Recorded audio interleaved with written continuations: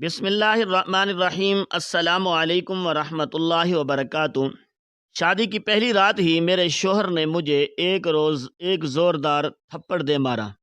میں اس تھپڑ پر حیران رہ گئی کیونکہ مجھے معلوم بھی نہیں تھا میری غلطی کیا ہے، اور پھر میرے شوہر نے مجھے بالوں سے پکڑ کر اپنی ماں کے سامنے پھینکا اور ایسے الفاظ ادا کیے میری روح کانپ گئی۔ میں نے روتے ہوئے ظلم کی وجہ پوچھی تو میری ساس نے جو بات کہی وہ سننے کے بعد میرے قدموں تلے زمین بھی نہ رہی۔ میرا شوہر تو میرا ہی دل میں کئی ارمان لیے میں اپنے شوہر کے کمرے میں سجی سنوری بیٹھی تھی، زیورات اور سرخ عروسی خوبصورت جوڑے میں بیٹھی تھی۔ عدنان کا انتظار کر رہی تھی، ابھی عدنان کمرے میں آئیں گے اور مجھے پیار بھرے انداز میں منہ دکھائی دیں گے۔ میں تو پہلی ہی نظر میں ہی ان پر مرم مٹی تھی۔ ایک تصویر دیکھی تھی، میں دل و جان سے عدنان پر فدا ہو گئی تھی، اور وہ بھی مجھے بہت پسند کرتے تھے۔ شادی سے پہلے جب بھی وہ گھر آتے تو میرے لیے بہت سارے تحفے لاتے، اور میری ساس بھی مجھ سے بہت پیار جتاتی تھی، میرے بہت لاڈ اٹھاتی تھی۔ ہمارے نکاح کی تقریب 4 ماہ پہلے ہو چکی تھی۔ نکاح پر عدنان نے مجھے ڈائمنڈ کی رنگ پہنائی تھی۔ میری سارے دوستیں اور سارے رشتہ دار میرے قسمت پر رشک کر رہے تھے۔ بہت خوبصورت انداز میں میرا نکاح ہوا۔ اس کے بعد میری ساس نے میری والدہ سے اجازت مانگی کہ ہینا اور عدنان کو ایک دوسرے کے ساتھ زیادہ سے زیادہ وقت گزارنا چاہیے تاکہ بے تکلفی پڑ سکے۔ عدنان اکثر گاڑی میں آتا اور مجھے اپنے ساتھ باہر کسی ریسٹورینٹ میں لے جاتا، اور ہم خوب باتیں کرتے، انجوائے کرتے، رومانٹک باتیں کرتے، اور وہ مجھے ڈنر وغیرہ کر کے گھر چھوڑ دیتا۔ وہ ہماری زندگی کے بہت خوبصورت لمحات تھے۔ وہ تب میرے دل کو بہت ہی خوشی اور تسکین حاصل ہوتی تھی، مگر کون جانتا تھا کہ یہ سب ایک ڈھونگ ہوگا۔ میرے ساتھ آگے کیا ہونے والا ہے؟ ابھی رخصتی سے 15 دن پہلے ٹرپ کے بارے میں بتایا کہ میں تمہیں مری ناران کاغان پر لے کر جاؤں گا، ہم بہت سیر و تفریح کریں گے۔ یہ سن کر میں خوشی سے پھولے نہیں سما رہی تھی۔ اپنے کمرے میں آئینے کے آگے کھڑی اپنی قسمت پر اترا رہی تھی۔ میری والدہ مجھ سے کہتی تھی میری بیٹی ہی ہے، بہت پیاری، دیکھنا اس کی قسمت بھی بہت پیاری ہو گئی۔ پر مجھے کیا پتا تھا کہ یہ اتنا پیار کرنے والا شخص میری زندگی کو عجیب سے دہرے پر لا کر کھڑا کر دے گا۔ جو کچھ میرے ساتھ ہوا وہ سب کہتے ہوئے بھی میرا دل لرز جاتا ہے۔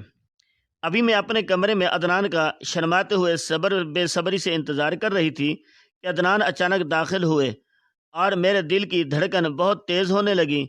وہ میرے پاس آ کر بیٹھ گئے اور کچھ نہ بولے۔ میں تو لگا تھا کہ آج کی رات وہ مجھ سے بہت کچھ کہیں گے، مگر وہ چپ تھے۔ جب یہ خاموشی طویل ہونے لگی تو مجھے کچھ تعجب سا ہوا کہ آخر وہ کیوں چپ ہیں۔ مجھے تو کہا تھا کہ وہ مجھے میری منہ دکھائی دیں گے، اور لیکن یہاں تو معاملہ ہی کچھ الٹ تھا۔ عدنان تو غصے سے سرخ ہو رہے تھے، وہ مسلسل خاموش تھے۔ اس خاموشی کو 20 منٹ گزر گئے، پھر میں نے ہی ہمت کر کے بات شروع کی۔ میں نظریں نیچے جھکائے اپنے ہاتھ عدنان کی طرف بڑھاتے ہوئے کہنے لگی کہ لائیں میری منہ دکھائی دیں۔ میں نے بڑے مان سے یہ بات کہی تھی تو انہوں نے میرے منہ پر ایک زوردار تھپڑ دے مارا۔ یہ میرے لیے بہت ہی حیران کن تھا۔ ان کا تھپڑ کھاتے ہی میں بیڈ پر گر گئی۔ اٹھنے کی ہمت بھی نہ تھی کہ وہ میرے بالوں سے مجھے پکڑ کر گھسیٹتے ہوئے کمرے سے باہر لے گئے۔ میں تو سمجھ ہی نہیں پائی کہ میرے ساتھ یہ ہوا کیا ہے۔ میں نے کہا عدنان میرے بال چھوڑیں، مگر انہوں نے مجھے باہر بیٹھی میرے ساس شفقت بیگم کے قدموں میں جا پھینکا اور بولے، یہ لے اماں، جو تو نے کہا تھا میں نے ویسے ہی کیا، اب یہ لڑکی تیرے حوالے ہے۔ سالوں سے جس بدلے کی آگ میں تو جل رہی تھی، اب لے لے اپنا بدلہ، پورا کر لے اپنا ایک ایک حساب۔ یہ سنتے ہی میں ششدر سی رہ گئی اور کانپ اٹھی۔ میرا رخسار تھپڑ سے سرخ لال ہو چکا تھا اور میرے بال بکھر چکے تھے۔ میری بہت بری حالت تھی، رو رو کر میری ہچکی بند گئی تھی۔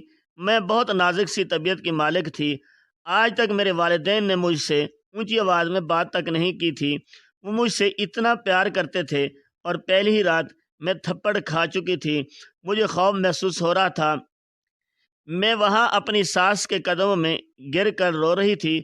وہ مجھے بہت غصے سے گھور رہی تھی۔ ان کی آنکھوں میں تو جیسے بدلے کی آگ تھی۔ انہوں نے اپنے ہاتھوں سے میرے جبڑوں کو زور سے پکڑا اور کہنے لگی، برسوں سے انتظار تھا اس وقت کا مجھے، اور وہ آج آ گیا۔ اب دیکھنا، بہت مزہ آئے گا۔ میں تیرا وہ حال کروں گی کہ تو موت کی دعا مانگے گی۔ یہ کہہ کر اس نے میرا ہاتھ پکڑا اور مجھے ایک اندھیرے کمرے میں جا کر بند کر دیا، اور باہر سے اس دروازے کو لاک کر دیا۔ میں روتی رہی، چیختی چلاتی رہی، دروازہ پیٹتی رہی کہ مجھے کیوں یہاں بند کیا ہے، میرا قصور کیا ہے؟ مگر کوئی میری مدد کو نہ آیا۔ اس کمرے میں نہ ہی کوئی لائٹ تھی اور نہ ہی کوئی پنکھا، بس ایک چھوٹی سی کھڑکی تھی، وہ بھی بہت اونچی تھی، جہاں سے چاند کی روشنی آ رہی تھی۔ آسمان دکھائی دے رہا تھا۔ مجھے کمرے میں کافی وقت گزر چکا تھا اور وہاں کوئی نہیں آیا۔ اب تو یہ حالت تھی کہ میں رو رو کر تھک چکی تھی، بھوک سے نڈھال ہو رہی تھی۔ روتے روتے نہ جانے کب میری آنکھ لگی تھی کہ اچانک میری ساس شفقت بیگم نے دروازہ کھولا، ایک پلیٹ میں کھانا لے آئی اور ایک گلاس پانی کا لیے غصے سے میرے سامنے پلیٹ پر پٹک کر رکھ دی، اور میرے سامنے بیٹھ گئی اور شیطانی ہنستے ہنستے ہوئے کہنے لگی، میں بالکل بے جان سی ہو چکی تھی۔ وہ کہنے لگی، یہ لے کھانا کھا، تجھے تجھے تو آخر تجھے بھی تو زندہ رکھنا ہے، تجھے میں اتنی آسانی سے مرنے نہیں دوں گی۔ یہ سب دیکھ کر میری آنکھوں میں بہت سے سوال اٹھ رہے تھے۔ میں نے ان سے پوچھنے کی کوشش کی کہ مجھے بتائیں، آخر میرا قصور کیا ہے؟ میرے ساتھ ایسا سلوک کیوں کیا جا رہا ہے؟ اس بات کا جواب دینے کی بجائے انہوں نے مجھے زور سے تھپڑ مارا اور مجھے بہت بری طرح سے پیٹنے لگی۔ میں بہت روئی، چلائی۔ پیچھے کھڑے عدنان یہ سارا منظر دیکھ رہے تھے، پر خاموش تھے، اور غصے سے زور زور سے قدم اٹھاتے ہوئے کہیں چلے گئے۔ پھر شفقت بیگم نے مجھے بہت مارا کہ میرے جسم پر زخم کر دیے، اور جب مار مار کر تھک گئی اور پھر دوبارہ سے مجھے اس کمرے میں بند کر کے چلی گئی۔ درد کے مارے میرا جوڑ جوڑ دکھنے لگا تھا، اور ہونٹ کے کنارے تو خون بھی نکل رہا تھا۔ میں اس عجیب و غریب کشمکش میں تھی کہ اچانک میری زندگی میں یہ کیسا موڑ آ گیا ہے۔ مجھے سمجھ نہیں آ رہا تھا کہ مجھے کس چیز کی سزا مل رہی ہے۔ میں تڑپ تڑپ کر روئی کہ یہ میرے ساتھ کیا ہو رہا ہے۔ میں اتنا روئی کہ روتے روتے میرا حلق کانٹوں کی طرح خوش ہو گیا، اور بھوک سے پیٹ میں بل پڑ گئے۔ نہ چاہتے ہوئے بھی میں نے کھانا کھایا اور پھر روتی رہی، سو گئی۔ صبح اٹھی تھی تو کیا دیکھتی ہوں، میرے ہاتھ کو میری ساس رسی سے مجھے باندھ رہی تھی۔ میں فوراً اٹھ کر بیٹھ گئی اور میں نے اپنے ہاتھ کھینچنے چاہے، لیکن اس کی گرفت بہت مضبوط تھی۔ میں اپنے آپ کو چھڑوا نہ سکی۔ یہ آپ میرے ساتھ کیا کر رہی ہیں؟ کیوں کر رہی ہیں؟ آخر میں نے آپ کا بگاڑا کیا ہے؟ ان کی آنکھوں میں تو جیسے خون اترا ہوا تھا۔ غصے سے اس کی آنکھیں سرخ لال ہو پڑی تھی، اور میرے ہاتھوں کو زور سے رسی سے باندھ دیا۔ دوبارہ میرے سامنے بیٹھ گئی اور کہنے لگی، شفقت بیگم نام ہے میرا، جب تک میں تجھے اذیت میں دیکھ لوں تب تک میرا دل کو سکون ملتا رہے۔ میں نے پوچھا کہ مجھے کس جرم کی سزا دی جا رہی ہے؟ شفقت بیگم کہنے لگی کہ اتنی بھی جلدی کیا ہے بہو رانی، عمر پڑی ہے یہ بتانے کے لیے کہ تمہارا جرم کیا ہے۔ میرے ہاتھوں پہ رسیوں کے نشان پڑ چکے تھے۔ میں نے اپنا ہاتھ کھینچ کر آزاد کرنا چاہا، مگر میری کلائیوں میں اس سے خون ٹپکنے لگا۔ میں اپنی آنکھوں میں دردناک آنسو لیے ہوئے رو رہی تھی۔ وہ بھی ایک وقت تھا کہ میرے والد مجھے شہزادیوں کی طرح رکھتے تھے۔ مجھے یاد آنے لگا، ایک بار پھل کاٹتے وقت میرے ہاتھ پر ہلکی سی چھری کیا لگ گئی تھی کہ انہوں نے تو گھر میں طوفان اٹھا لیا تھا۔ مجھے ڈاکٹر کے پاس لے گئے، پٹی کروائی۔ میرے والد مجھے بہت پیار کرتے تھے، مجھے گھر کے کسی کام کو ہاتھ نہیں لگانے دیتے تھے۔ کبھی میرے والدہ مجھے کوئی کام کہہ دیتی تو میرے والد فوراً انہیں ٹوک دیتے تھے۔ وہ کہتے کہ میری پیاری بیٹی کو کوئی کام نہ کہا کرو، یہ تو میری شہزادی ہے۔ میں اپنے والدین کی بہت لاڈلی تھی اور اب اس لاڈلی کا حال بہت برا ہوتا جا رہا تھا۔ مجھے اندھیرے سے بہت خوف آتا تھا اور جس کمرے میں شفقت بیگم نے مجھے بند کر رکھا تھا اس کمرے میں تو روشنی کا کوئی نام و نشان نہیں تھا۔ چھوٹی سی کھڑکی سے تھوڑی سی روشنی آئی۔ مجھے اس کمرے میں بند کوئی 10 دن ہو گئے تھے۔ میری زندگی تو جیسے اچانک سے ایسی دردناک ہو گئی تھی کہ میں نے کبھی خواب میں بھی نہیں سوچا تھا، جو کہ میرے وہم و گمان میں بھی نہیں تھا۔ مجھے کمرے میں رات کے وقت تو اتنا خوف آتا کہ تو کبھی کبھی بلیوں کی آوازیں میرے کانوں میں پہنچتی تو میں خوف کے مارے کانپنے لگتی تھی، چیختی چلاتی۔ اور ایک دن میری چیخوں کی آواز سن کر عدنان آ گئے۔ انہوں نے دیکھا کہ میری حالت بہت بگڑ رہی ہے۔ انہوں نے مجھے دیکھ کر کچھ ترس آ گیا تو وہ مجھے اس کمرے میں سے باہر لے گئے اور ٹھنڈے پانی کا گلاس میرے سامنے رکھ دیا اور خاموش میرے پاس کھڑے ہو گئے اور افسوس بھری نگاہوں سے میری طرف دیکھ رہے تھے کہ جیسے انہیں میری اس حالت پر دکھ ہو رہا ہو۔ میں نے پانی ہی پیا تھا کہ اتنی دیر میں شفقت بیگم وہاں آ گئی اور چیخنے لگی، غصہ کرنے لگی، عدنان تمہیں کس نے کہا تھا اس کو باہر نکالنے کے لیے؟ اور میرے ہاتھ پکڑ کے واپس مجھے اس کمرے میں جا کے دھکیل دیا اور باہر سے دروازہ لاک کر دیا۔ اور میں نے آوازیں دی کہ رکیں، مجھے بتائیں یہ سب ہو کیا رہا ہے، میرا قصور کیا ہے؟ اب لوگ میرے ساتھ ایسا جانور والا سلوک کیوں کر رہے ہیں؟ مجھے کمرے میں کیوں بند کر رکھا ہے؟ انہوں نے میری کسی بات کا جواب نہیں دیا، روتی رہی۔ رو رو کر میری آنکھیں سوج گئی تھی۔ دن بدن میری رنگت خراب ہونے لگی تھی۔ مجھے ٹھیک سے کھانے کو نہیں دیا جاتا تھا۔ اس اندھیری کوٹھری کی قید ہو کر رہ گئی تھی۔ رو کر اللہ سے دعا مانگتی رہتی، یا اللہ تو میری مدد کر، مجھے اس عذاب سے نکال۔ میں نے ان لوگوں سے کہنا ہی چھوڑ دیا، میں صرف اپنے رب سے ہی مدد مانگتی، کیونکہ ان سے پوچھنے کا مطلب مزید مار کھانا تھا۔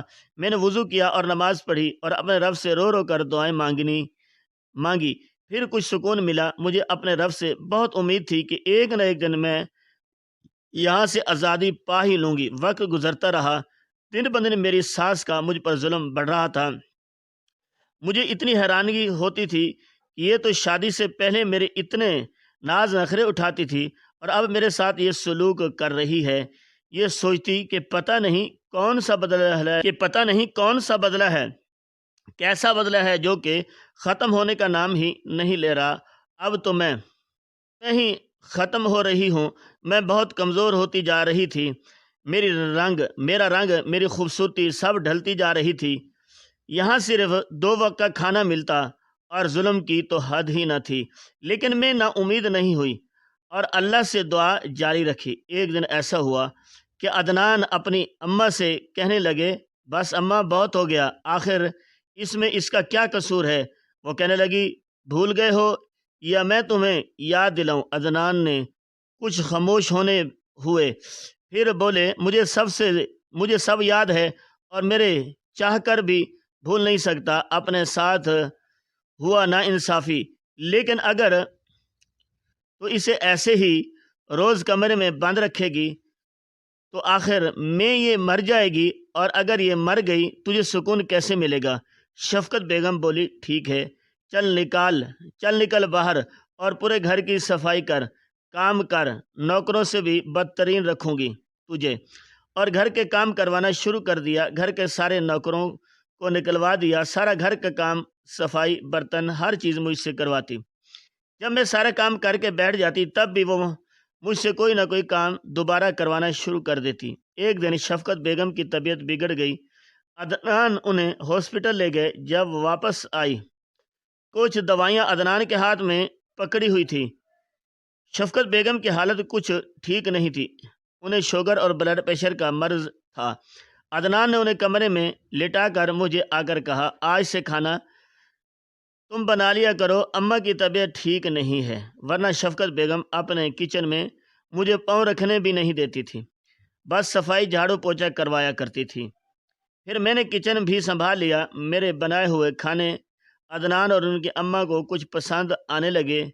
جتنے دن وہ بیمار تھی وہ خاموش رہی، میں ان کی خدمت کرتی، انہیں بیماری کی حالت میں سنبھالتی، وہ مجھ سے نہ بات کرتی اور نہ ہی میرے پاس آتی، کھانا کھاتی اور لیٹ جاتی اور آرام کرتی۔ مجھے ایک کمرے سے کچھ سی آزادی مل گئی تھی۔ میری اللہ پر امید بڑھ گئی کہ ایک نہ ایک دن میں یہاں سے آزاد ضرور ہو جاؤں گی۔ میں اندر ہی اندر چاہتی تھی کہ کسی طرح میری والدہ سے میرا رابطہ ہو، لیکن میرا رابطہ ہونا بہت ہی مشکل تھا، کیونکہ میرے پاس کوئی موبائل فون نہیں تھا، کیونکہ موبائل فون تو سسرال میں شوہر سے ہی گفٹ ملتے ہیں، اور میری تو شادی کی رات ہی بھیانگ اور دردناک تھی، جو کہ میں کبھی بھی بھول نہیں سکتا۔ ملا کہ ایک دن ہی میں کچن میں کھانا بنا رہی تھی، شفقت بیگم اندر آ گئی اور میرے ہاتھ پکڑ کر گرم پکوڑوں سے لگا دیا۔ میں چیخنے لگی، چلانے لگی۔ شفقت بیگم تھی کہ چھوڑنے کا نام ہی نہیں لیتی، اور ہاں، گرم پتیلے سے میرا ہاتھ جل رہا تھا، میں تڑپ رہی تھی۔ اتنے میں عدنان اندر آ گئے۔ انہوں نے اپنی ماں کے ہاتھ پکڑ لیا اور مجھے بچایا۔ پھر وہ کہنے لگے، اماں، یہ کیسی جہالت والے کام کر رہی ہو، چھوڑ دو اسے، چلو میرے ساتھ، مجھے آپ سے بات کرنی ہے۔ یہ بول کر وہ ان کا ہاتھ پکڑ کے کمرے میں لے گیا۔ میں رونے لگی، میرا ہاتھ جلس رہا تھا۔ اپنی امی کو ایک کمرے میں لے جا کر باہر دروازہ بند کر لیا۔ میں دروازے کے پاس چھپ کر کھڑی ہو کر ان کی باتیں سننے کی کوشش کر رہی تھی، پر میں ناکام رہی۔ کوئی آواز باہر نہ آ رہی تھی۔ اگلے دن کچن میں جب میں دوبارہ کھانا بنانے گئی تو شفقت بیگم داخل ہوئی۔ پہلے تو میں ان کو دیکھ کر گھبرا گئی، تو پھر کچھ کرے گی، لیکن انہوں نے مجھے کچھ ہی نہیں کہا۔ خاموشی سے اپنی کچن میں سے اپنا جو کھانا پینا تھا وہ لے کر باہر چلی گئی۔ عدنان میرے پاس آئے اور بولے، آؤ ہمارے ساتھ بیٹھ کر ناشتہ کرو، آج میں ناشتہ باہر سے لے کر آیا ہوں، تمہیں کچھ بھی بنانے کی ضرورت نہیں ہے، تمہارے ہاتھ پہ ویسے ہی چوٹ لگ گئی ہے۔ یہ کہہ کر وہ میرا ہاتھ پکڑ کے ناشتے کے ٹیبل پر لے گئے۔ میں ان کے ساتھ ایک چیئر پر بیٹھ گئی اور وہاں پہ شفقت بیگم اور عدنان ناشتہ کرنے لگے، پر میں بیٹھی رہی۔ میری ہمت نہیں ہو رہی تھی کہ میں ان کے ساتھ ناشتہ کروں گی۔ یہ لمحات میرے لیے کچھ حیران کن تھے۔ عدنان نے مجھے پلیٹ دی اور کہا، یہ لو، ناشتہ کرو۔ آج تو ایسا تھا کہ بڑے ہی دنوں بعد کچھ پیٹ بھر کے کھانا ہوگا۔ ناشتہ کرتے ہی عدنان نے میرا ہاتھ پکڑا اور مجھے اپنے کمرے میں لے گئے، ساتھ ہی اے سی چلا لیا۔ آج کا دن تو میرے لیے کچھ اور ہی نیا موڑ لے کر آیا تھا۔ عدنان نے کہا کہ تم یہاں پر آرام کرو، شام میں آؤں گا، کمرے سے باہر مت آنا، کوشش کرنا بلا ضرورت کمرے سے باہر نہ نکلنا۔ جب میں شام میں آؤں تو اچھے سے ریڈی رہنا، ہم آج رات کو باہر ڈنر کرنے جائیں گے۔ میں تو بس ان کو یہ دیکھ کر ان کی باتیں حیرانگی سے سنتی رہی۔ آخرکار 20 دن بعد ان کا یہ رویہ دیکھ کر مجھے یہ لگ رہا تھا کہ میں کوئی خواب دیکھ رہی۔ میں خاموش کھڑی دیکھتی رہی اور وہ تیار ہو کر آفس چلے گئے۔ کتنے دنوں بعد میں نے کوئی اپنے کمرے میں آ کر اچھا سکون کا سانس لیا تھا، ورنہ تو اس کوٹھی جیسے کمرے میں رہ کر میری حالت بہت بگڑ گئی تھی۔ اس کے سامنے تو یہ کمرہ میرے لیے جنت ہے۔ اپنے کپڑوں میں سے ایک نیا سوٹ نکالا اور فریش ہو کر آرام کرنے لگی تھی تو میں ایسے ہی سوئی تھی کہ شام کو عدنان نے ہی مجھے آ کر اٹھایا۔ کیسی طبیعت ہے اب تمہاری؟ وہاں سے ایک نوکر کو جو سامان لیے میرے لیے جوس اور فریشمنٹ کا کچھ سامان۔ عدنان نے اس کی ٹرے لی اور اسے باہر جانے کا اشارہ کیا، کہنے لگے، یہ لو جوس پیو، فریش ہو جاؤ، پھر ریڈی ہو جاؤ۔ میں تمہارے لیے ایک بہت خوبصورت ڈریس لایا ہوں، یہ پہن لو، ہم باہر چلیں گے اور آج تمہیں تمہارے سارے سوالوں کا جواب بھی مل جائے گا۔ یہ سن کر تو میں چونک گئی اور مجھ سے انتظار نہیں ہو رہا تھا، جس چیز کا مجھے کتنے دنوں سے صبر کر بیٹھی، کیا ہوا، کیا ہوگا۔ ایسے وہ باتیں میرے ذہن میں آ گئی تھی۔ میں جلدی سے ریڈی ہوئی۔ جب گھر سے نکل رہے تھے تو میرے ساتھ شفقت بیگم صوفے پر بیٹھی آرام سے ہمیں دیکھ رہی تھی، پر کچھ نہیں بولی۔ خاموشی سے میں ان کی طرف دیکھ کر ڈر رہی تھی کہ ہمیں کہیں روکنے کی کوشش نہ کرے۔ اور انہوں نے کچھ نہیں کہا اور مجھے نظر انداز کر دیا۔ اپنی ٹی وی لگا کر دیکھنے لگی۔ عدنان نے گاڑی سٹارٹ کی اور میں ان کے ساتھ گاڑی میں بیٹھ گئی۔ پہلے تو یہ مجھے بہت ہی اچھے ریسٹورنٹ میں لے گئے۔ یہ وہی ریسٹورنٹ تھا جہاں ہم رخصتی سے پہلے جایا کرتے تھے، جہاں ہم رومانٹک باتیں کیا کرتے تھے۔ عدنان نے مجھے آخری بار پھولوں کا گلدستہ بھی یہیں دیا تھا۔ عدنان نے میری ساری فیور ڈشز آرڈر کی۔ آرڈر میں ابھی ٹائم تھا پر مجھے صبر نہیں ہو رہا تھا کہ مجھے میرے سارے سوالوں کا جواب ملنے والا تھا۔ آج مجھے پتہ لگنا تھا کہ آخر کار مجھے کس چیز کی سزا ملی ہے۔ میں یہی بات سوچ رہی تھی کہ وہاں سے ہمارا کھانا آ گیا۔ عدنان نے مجھے بہت ہی پیار سے کہا کہ کھانا کھاؤ۔ ہم دونوں نے کھانا شروع کر دیا۔ مجھ سے صبر نہیں ہو رہا تھا۔ میرا تو یہ حلق سے کھانا نہیں اتر رہا تھا۔ پھر عدنان اتنا آرام سے کھانا کھائے جا رہے تھے جیسے ہی ہم نے ڈنر کیا تو میں اس انتظار میں تھی کہ وہ مجھے کچھ بتائیں گے۔ انہوں نے بل پے کر کے میرا ہاتھ پکڑا اور مجھے ریسٹورنٹ سے باہر لے گئے۔ آج وہ مجھ سے بہت ہی محبت سے پیش آ رہے تھے اور اتنے دن ایسی بے رخی دکھائی تھی، مجھے ان سے ایسی امید نہ تھی، اور آج پھر سے جیسے رخصتی سے پہلے تھے اسی طرح سارا رویہ اختیار کر رہے تھے جیسے کچھ ہوا ہی نہ ہو۔ یہ مجھے ایک باغ میں لے گئے، وہاں پر ایک بینچ پر بیٹھ گئے۔ پھر میں نے انہیں کہا کہ مجھے بتائیں یہ سب کیا تھا۔ انہوں نے کہا کہ میں تمہیں سب بتاؤں گا، پہلے تم بتاؤ کہ یہ 20 دن تمہارے کیسے تھے۔ میں کیا کہتی، میں تو رو ہی پڑی تھی اور پھوٹ پھوٹ کر روئی، تڑپنے لگی۔ اتنا روئی اور روتے روتے ہی کہا کہ میری زندگی کے بہت ہی دردناک خوفناک دن تھے جو کہ میں کبھی بھی بھول نہیں پاؤں گی۔ میرے والد اور والدہ نے تو مجھے بہت ہی شہزادیوں کی طرح رکھا تھا۔ مجھ پر یہ وقت آئے گا میں کبھی سوچ بھی نہیں سکتی تھی۔ پھر انہوں نے کہا تمہارے لیے تو صرف یہ 20 دن تھے، ہم نے تو ایسے 20 سال دردناک اذیت میں گزارے ہیں، وہ بھی تمہارے اپنے ہی والد کی وجہ سے۔ سن کر میری آنکھیں پھٹی کی پھٹی رہ گئی۔ عدنان بولے کسی دور میں تمہارے والد عرفان میرے والد بشیر کے پاس دبئی میں جاب کیا کرتے تھے۔ میرے والد بشیر صاحب ایک بہت بڑے کمپنی کے مالک تھے اور عرفان صاحب ان کے پاس ایک چھوٹی سی نوکری کیا کرتے تھے۔ بشیر صاحب کو عرفان پر بہت بھروسہ تھا، ان کا بہت پرسنل سیکرٹری تھا۔ ہر پریشانی ہر غم میں بشیر صاحب عرفان کا بہت ساتھ دیتے تھے، ان کو سپورٹ کرتے تھے، جو کہ بہت ہی مناسب گھر سے تعلق رکھتا تھا۔ بشیر صاحب کی بس یہی غلطی تھی کہ وہ دل کے بہت صاف گو تھے اور لوگوں کے دھوکے بازوں میں آ جاتے تھے، اور اسی طرح تمہارے والد عرفان نے میرے باپ کو ایک بہت بڑا دھوکہ دیا۔ فائل سینڈ کروانی ہوتی، وہ آنکھیں بند کر کے اس پر سائن کر دیتے تھے کہ عرفان تو اتنے سالوں سے سب سنبھال رہا تھا، بہت ہی ایمانداری سے اپنا کردار نبھا رہا تھا۔ وہاں میری امی کی طبیعت بگڑ رہی تھی، یہ چھوٹی سی بہن پیدا ہوئی۔ میرے والد کو دبئی سے فوراً کراچی ہمارے پاس آنا تھا۔ انہوں نے سوچا کہ عرفان سب سنبھال لے گا۔ ایک دن انہوں نے ایک ایسی فائل پر سائن کروائے کہ جس میں ساری کمپنی یہ ملکیت وہ عرفان کے نام پر کر رہے ہیں۔ جب میرے والد یہاں پہنچے تو میری چھوٹی بہن پیدا ہوتے ہی انتقال کر چکی تھی۔ میرے والد بہت افسردہ ہو گئے، ان کا دل نہیں کیا کہ ہمیں روتے چھوڑ کر واپس دبئی جانے۔ وہ کچھ ماہ ہمارے پاس ہی رک گئے اور عرفان کو سارا بزنس، سارا کام فون پر ہی سمجھا دیا کرتے۔ عرفان بظاہر اپنا سب کام ایمانداری سے کر رہا تھا۔ جب معاملہ ٹھنڈا پڑتا تو میرے والد جب دوبارہ دبئی گئے تو کیا دیکھتے ہیں کہ عرفان تو اس کمپنی کا مالک بنا بیٹھا ہے۔ سارے سٹاف کو یہی پتہ تھا کہ اب عرفان اس کمپنی کا مالک ہے۔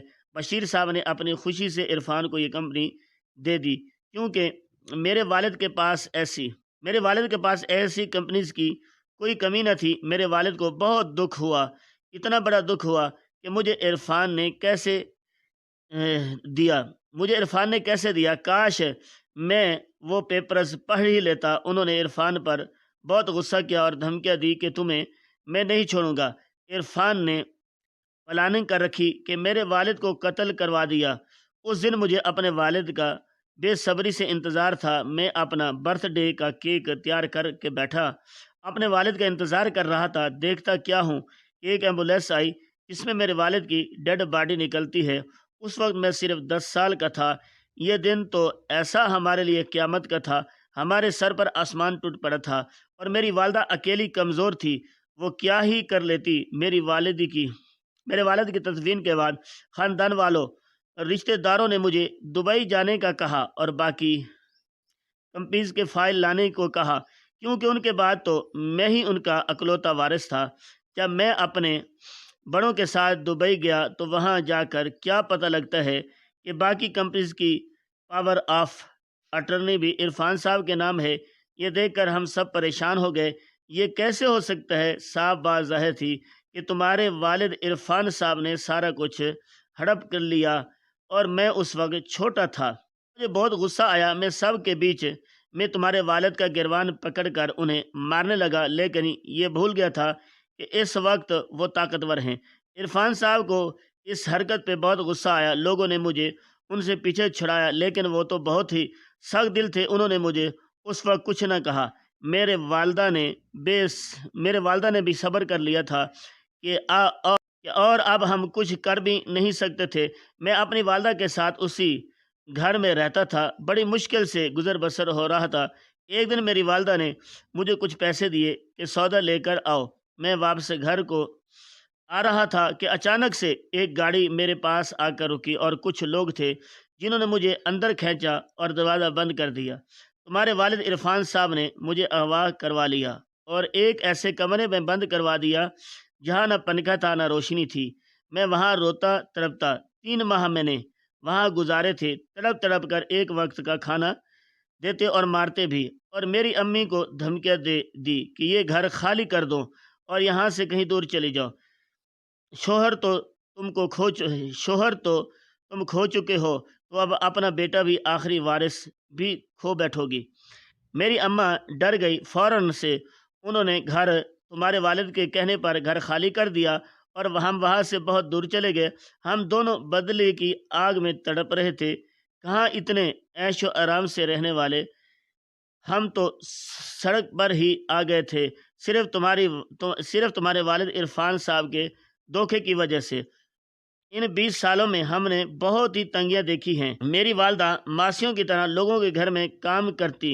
پھر آہستہ آہستہ ہمارا وقت بدلنا شروع ہوا۔ میں نے اپنی پڑھائی مکمل کی اور ایک بڑی کمپنی جوائن کی، جس میں مجھے دن چگنی رات دگنی ترقی حاصل ہوتی رہی۔ پھر ایک دن میں نے دوبارہ اپنا بزنس اپنے والد کی طرح کھڑا کیا۔